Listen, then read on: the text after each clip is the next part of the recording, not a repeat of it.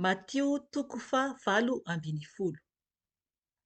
Tamin'io fotoana io indrindra dia nakeo amin'i Jesosy ny mpianatra ka niteny hoe: iza moa no lehibe indrindra ao amin'ny fanjakan'ny lanitra?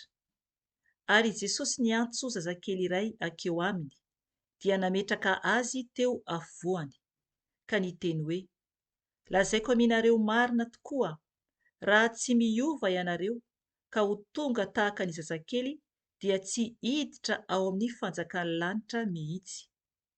Koa na zovy no hanetri-tena tahaka ity zaza ity, dia izy no ho lehibe indrindra ao amin'ny fanjakan'ny lanitra. Ary na zovy no handray zazakely iray tahaka itony amin'ny anarako, dia mandray ahy. Fa na zovy no hanafitohina na dia iray aza amin'ireny madinika mino ahy ireny, dia tsara lavitra ho azy raha anantonana vato lehibe fikosoam-bary ny vozony, ka alentika any amin'ny ranomasina lalina izy. Lozan'izao tontolo izao no ny fahatafitohinana, fa tsy maintsy ho avy ny fahatafitohinana, nefa lozan'izay olona mahatonga ny fahatafitohinana. Koa raha ny tananao na ny tongotrao no manafitohina anao, tapao izy ka ario hiala aminao. Fa tsara ho anao ny hiditra kilemaina na mandringa any amin'ny fiainana, noho ny manana tanana roa sy tongotra roa nefa ariana any amin'ny afo maharitra mandrakizay. Ary raha ny masonao no manafitohina anao, ongoty izy ka ario ho afaka aminao. Fa tsara ho anao ny hiditra tokamaso amin'ny fiainana noho ny manana maso roa nefa ariana any amin'ny afo be. Tandremo fandrao manao tsinotsinona na dia ny iray aza amin'ireny madinika ireny ianareo. Fa lazaiko aminareo, ny anjeliny any an-danitra dia mahita mandrakariva ny tavany iraiko izay any an-danitra, fa tonga ny zanak'olona hamonjy ny very. Ahoana ny hevitrareo? Raha misy olona manana ondry 100 ka mania ny iray, moa tsy hamela ny 990 eny an-tendrombohitra va izy ka andeha hitady ilay nania?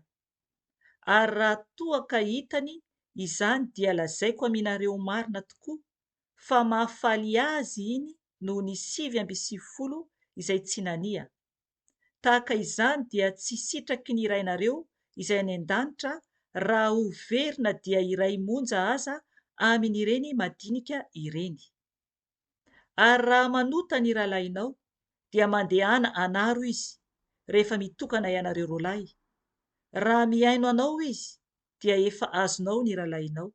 Fa raha tsy mihaino anao kosa izy, dia eto miaraka aminao ny olona iray na roa mba ho hamafisina amin'ny tenin'ny vavolombelona roa na 3 ny teny rehetra.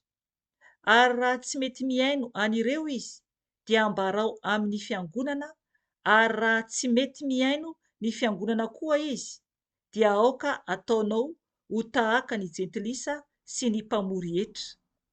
Lazaiko aminareo marina tokoa, na inona fehezinareo ety ambonin'ny tany, dia ho fehezina any an-danitra.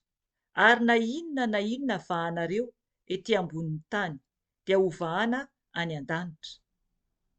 Lazaiko aminareo koa, raha misy 2 aminareo mifanaiky ety ambonin'ny tany, na amin'ny inona, ka angataka izany, dia ho azony avy amin'ny raiko izay any an-danitra izany. Fa na aiza no iangonany 2 na 3 amin'ny anarako, dia eo afovoany aho. Dia nanantona i Petera ka niteny taminy hoe: Tompoko, impiry moa no anotan'ny rahalaiko amiko ka avelako izy? Hatramin'ny 7 va? Fa hoy Jesosy taminy: tsy lazaiko aminao hoe hatramin'ny 7, fa hatramin'ny 770.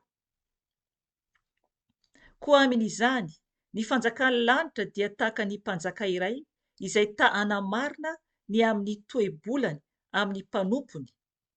Ary raha vao nanamarina izy, dia nisy iray noentina teo aminy izay nitrosa talenta iray alina. Ary satria tsy nanakaloha izy io, dia nasainy tompony amidy izy sy nivady aman-janany mba amin'ny fananany rehetra mba handoavana ny trosa.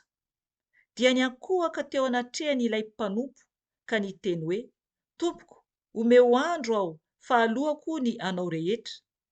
Onena azy ny tompony izany mpanompo izany, ka nandefa azy sady namoy ny trosa taminy.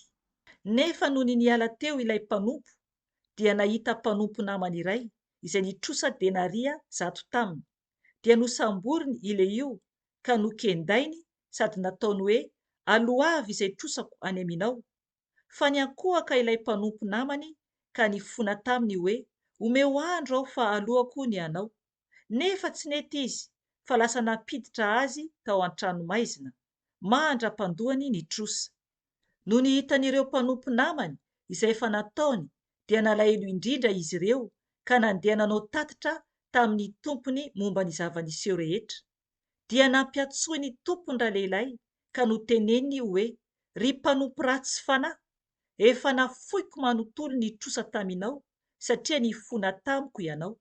Moa tsy tokony mba ho namindra fo tamin'ny mpanompo namanao koa va ianao tahaka ny namindrako fo taminao? Dia tezitra ny tompony ka nanolotra azy ho amin'ny mpampijaly mandra-pandohany ny trosa rehetra. Ary tahaka izany koa no ataony raiko izay ny an-danitra aminareo, raha tsy samy mamela ny rahalahinareo amin'ny fonareo avy ianareo. Amen.